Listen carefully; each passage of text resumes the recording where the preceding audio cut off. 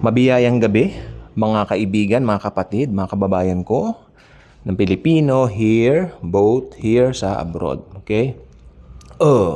Okay. Kasi pag nakakakita po tayo ng mga images ni Jesus, yung nakapako po siya sa cross, di ba ang linis? Yung dito po sa amin ang linis. Tinitignan ko nga kanina yung Jesus namin dito na nakapako sa cross.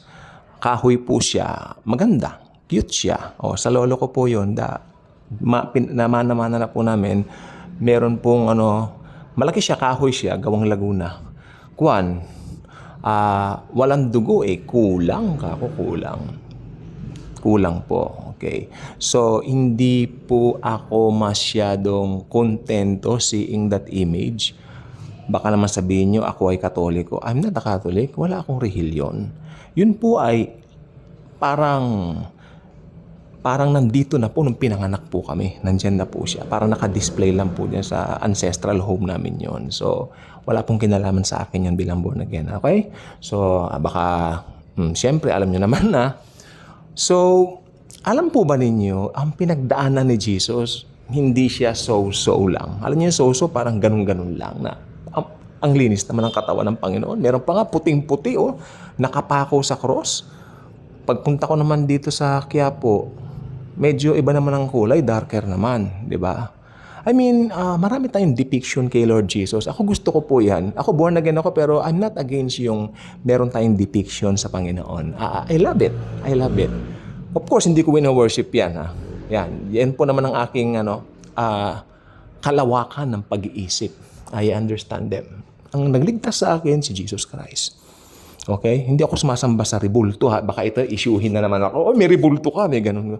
Nakita nga yun nung isang nung isang sa bahay namin. Sabi, may ribulto kayo. Ay, ancestral property yan. Ako na lang. Okay. Ba't tayo napunta dyan? Jesus. Okay. Alam po ba ninyo lamog-lamog? Nakita na ba kayo ng jelly? Jelly. Hindi jellyfish jelly. Yung binibiling, yung jelling pula. Yung jelling pula na yan, okay, amunin ko kayo, makagawa kayo nito. Jelly na pula, i-form mo siya na tao, tapos ipako mo sa cross. Yun, ganun si Jesus Christ. Itong naghanap ako dito sa Google, itong nakita ko, yan nasa picture na, nakukulangan ko yan. Ayaw ko namang gamitin yung kay Jim Caviezel, yung kay Mel Gibson. Ayaw ko, baka mamaya may copyright claim. Ako, may iwas ako sa ganyan. Mas maganda na yung ganyan, di ba? Parang they created it to become a visual. Maganda rin na may visual. Siguro, hindi man sa pinakamalapit, pero at least merong na-represent yung mga pastor at saka yung mga nangangaral ng Word of the Lord Jesus Christ. Whatever, at least meron. So, ito po ay pag-aaralan natin ngayon. Baka ma-shock po kayo rito sa sasabihin ko po sa inyo. Oo, just in case. Baka hindi niyo po alam. Unahin natin kasi sa tao, meron tayong from head to foot. No? Head to foot. Okay. Exciting po ba? Excited po ba kayo? Okay. Excited din ako So, meron po akong notes nito dati na wala ko po. Kanina pa ako naghahanap. Meron akong mga notes niyan. Eksaktong haba ng pako. Eksaktong yung tinik. Pero at least kung hindi ko man nakita yung notes, at least I can deliver it to you. Dahil maliwanag po sa akin yan. Naaalala ko po yan. Okay. Head to foot, head to toe. Alam niyo kantang Head to Toe ni Liza and the Culture. Number one yun sa Billboard, di ba? Billboard Hot 100. Maliit pa ako, hindi pa ako tao. Pero maganda yung song. Ano siya? New wave. New wave. I love new wave music. Okay. So, ayun. Si Jesus, tingnan natin siya from head to foot. Okay. Ano yung nilagay sa ulo ng Panginoon? Koronang tinik. Magaling. Palakpakan natin ng mga sinam. Okay. So, ang koronang tinik na yan, alam niyo po yung nasa amin. Yari po sa alambre yung koronang tinik ng Jesus namin dito na nakapako sa cross. So, hindi yan. Alam niyo, ang Jesus, yung Jesus na talaga, yung si Jesus talaga, yung kanyang isinuot na koronang tinik, yung ipinutong, ayan, tama ba yung Tagalog ko? Ipinutong, di ba? Yung ipinutong sa kanya ng mga Romanong soldado o sundalo, ito po ay made sa mga matitigas na tinik na almost kahoy na po ang tigas niya. Mahahaba po ang tinik na yan. Okay? So, sinadya pa po nila na sinukat nila yung ulo ni Jesus eh. Ako, I believe in that. Kasi mga Romano, mahusay pong gumawa ng mga ganyan. Sinukat nila yung ulo ni Jesus, tapos sabi nila, paliitin pa natin. Mas pinaliit pa nila yung koronang tinik kaysa sa ulo ni Jesus para pag ipuputong na nila, hindi papasok. At ipipilit nilang isuksok. Isusuksok nila sa ulo ng Panginoon yan. Alam nyo, nung hindi nila masuksok, kumuha raw sila, according sa mga experts to, mga Bible scholars, kumuha sila ng tambo na talagang mga kahoy na mabibigat. At itong ipinilit ng pinukpok nila yung ulo ni Jesus para pumasok ang tinik. At naglabasan, makinig po mabuti, naglabasan ang mga tinik sa kanyang mata. Meron pong lumabas na tinik sa mata niya. At sabi pa nung iba, nabutas yung dito sa may tabi ng tenga, lumabas po dyan yung mga tinik sa sobrang grabe po ng pinagdaanan ni Lord Jesus para sa atin. Maiiyak po talaga kayo. Ganun po ang dinanas niya. Okay, ano ang significance ng tinik? Exciting. Excited ako eh. Ang significance ng tinik, lahat ng sumpa natin bilang mga believers, kinuha na ni Jesus sa kanyang katawan. Kaya if you're a believer, hindi ka pwedeng sumpain. Hindi ka pwedeng sumpain dahil lahat ng sumpa natin, kinuha na ni Lord Jesus. Okay, ano po ba ang tinik? Ang tinik ay T-cells. Ito po ay umusbong ng magkasala ang ating unang mga magulang, Adan at Eva. Alam niyo po ba yan sa Garden of Eden? At ito po ay sinabi ng Diyos na kayo ay gagapang sa lupa at kayo ay magtatrabaho para mabuhay, para kumain, at pinaalis sila sa paraiso. And then from then on, mga T-cells, di ba, tumubo. Ayun. So, ibig sabihin, nandoon na ang curse. Ano ba yun? Yung speaker ko yun. Yung curse, nandoon na. Pasok na ang curse. Tandaan po ninyo, when the Lord created the whole earth, the whole world, wala siyang ginawang masama.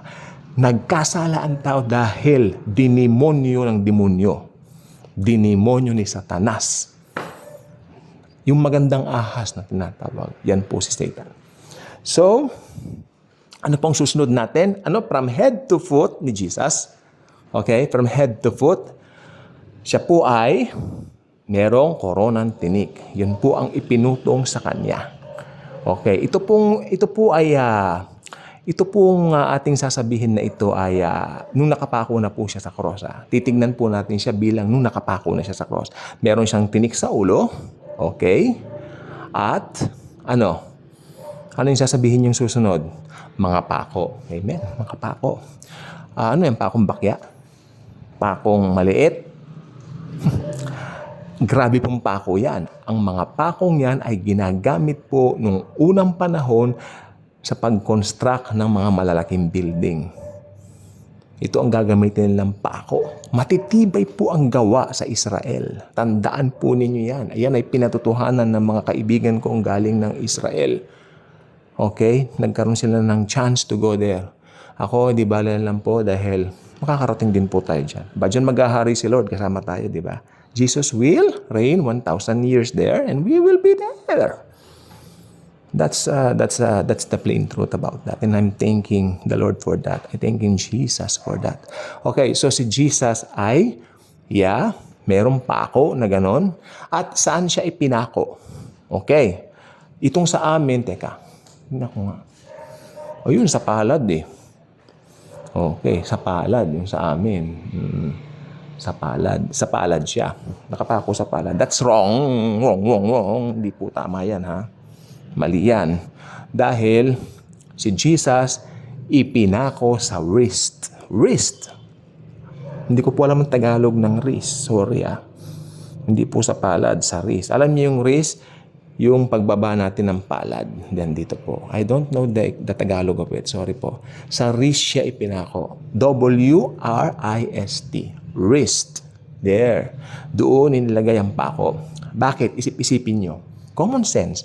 Pag sa palad mo ipapako yung ikukrusipiho o ikukrucify, limitado lang itong mga ko eh. So, 15 minutes kakayanin ko.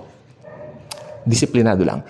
Yeah, pag sa palad mo ipapako yung yung crucify, yung tao na i-crucify mo, hindi kakayanin kasi yung weight ng tao mabigat. Amen? Mahuhulog.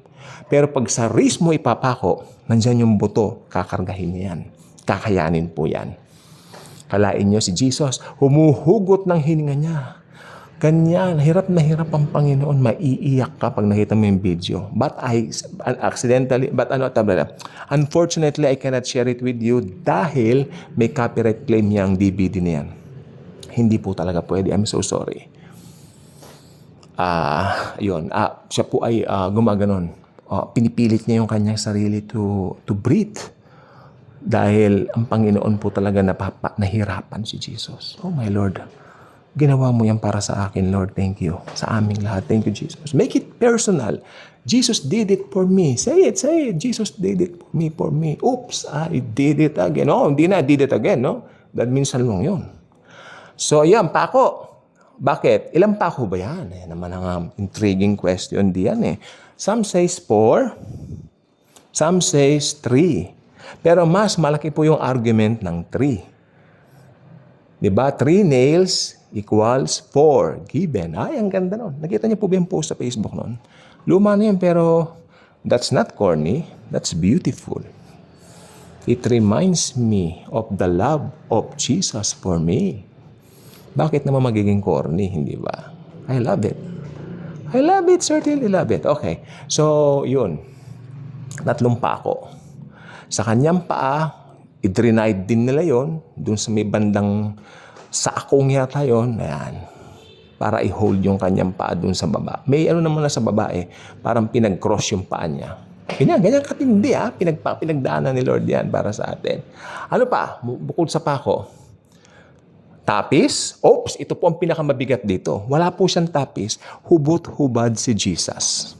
Hubot-hubad si Jesus. Why? Lahat ng shame natin, lahat ng guilt, kinuha na ni Jesus sa kanyang katawan sa cross. Siya na lang daw ang mapahirapan. Oops, wag lang tayo. Ganyan niya tayo kamahal. Isn't that amazing? Okay. Limitado lang po kasi ito. Baka mamatay, baka ma-off na po kasi itong sa cellphone ko kasi medyo puno na po ito. Okay? So, ganun lang po. Isipin natin, we are forgiven. Nakita nyo kung gaano tayo kamahal ni Lord. Tapos yung kanyang koronang tinik, grabe yung pinagdaanan niya. Hubot-hubad siya. Hindi po siya. May tapis sa amin Kulay maroon. So, hindi po ganyan. Hindi po ganyan. Ang Panginoon po. Yung nasa picture ko, may tapis din yan, no? Wala po. Wala siya. Binilad nila si Lord sa kahiyan si Jesus. Sobra. Dahil sa pag-ibig sa atin. Bye-bye.